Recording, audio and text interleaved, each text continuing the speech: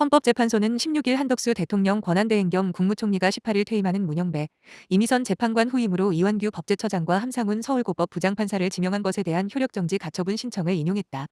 한 대행이 두 사람을 헌재 재판관 후보로 지명한 지 8일 만이다. 효력정지 가처분이 받아들여진 만큼 한 대행의 재판관 지명은 가처분과 함께 제기된 9건의 헌법소원에 대한 결론이 날 때까지 정지된다. 이에 따라 문영배, 이미선 재판관의 후임은 6월 3일 선출되는 차기 대통령이 결정할 가능성이 커졌다. 본안인 헌법소원 결정이 5월 첫 주를 넘길 경우 헌법소원 인용 여부와 상관없이 차기 대통령이 새 후보자를 지명하면 되기 때문이다. 더불어민주당은 한 대행의 지명 철회를 요구하고 있다.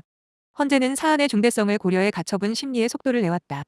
헌법소원과 가처분 신청은 한 대행의 재판관 후보자 지명 이튿날인 9일부터 접수가 잇따랐고 헌재는 신청 하루 만에 주심, 재판관으로 마은혁 재판관을 지정했다. 11일에는 사전 심리 성격의 3인 지정재판부 심리를 마치고 9인 전원재판부의 사건을 회부했다. 헌재는 전원재판부 평일을 14일부터 매일 열었다. 앞으로 변수는 헌재의 헌법소원 인용 여부와 선고식이다. 헌법소원은 필요에 따라 변론기일을 열기도 하지만 통상 서면 심리를 통해 6명 이상의 찬성으로 인용된다. 이에 따른 시나리오는 크게 세 가지다. 시나리오 1. 헌재가 헌법소원 사건을 위헌으로 판단할 경우 한 대행의 이완규 법제처장과 함상훈 서울고법 부장판사 등 2인의 재판관 후보자 지명은 원천 무효가 되고 2인의 재판관 지명 몫은 차기 대통령에게 넘어간다. 시나리오 2. 헌법소원 사건이 기각각하돼 한 대행의 지명 효력이 인정될 경우 기각각하 선고 시점이 5월 13일 이전에 나오면 인사청문회법상 대통령이 지명을 하면 국회는 20일 이내에 인사청문 절차를 마쳐야 하고 청문 기간은 10일까지 연장할 수 있다. 한 대행은 인사청문회법상 남은 인사청문 경과보고서 송부 기한을 기다려 대통령 선거 이전 본인이 지명한 두 후보자를 기존대로 임명할 수 있다.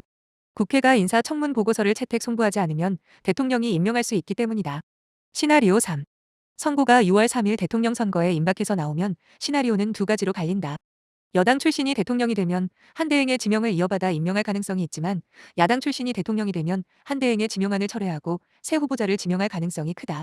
차진아 고려대 법전원 교수는 헌법소원이 장래 기본권 침해를 문제 삼고 있는 것인데 현재 시점에서 확실히 예측될 경우 예외로 인정해주기 때문에 각하될 가능성은 작아 보인다며 대통령 거리시 권한대행의 권한 범위가 넓다고 보는 입장도 있기 때문에 기각 가능성이 전혀 없지는 않지만 이론적으로는 인용되는 것이 맞다고 보인다고 말했다.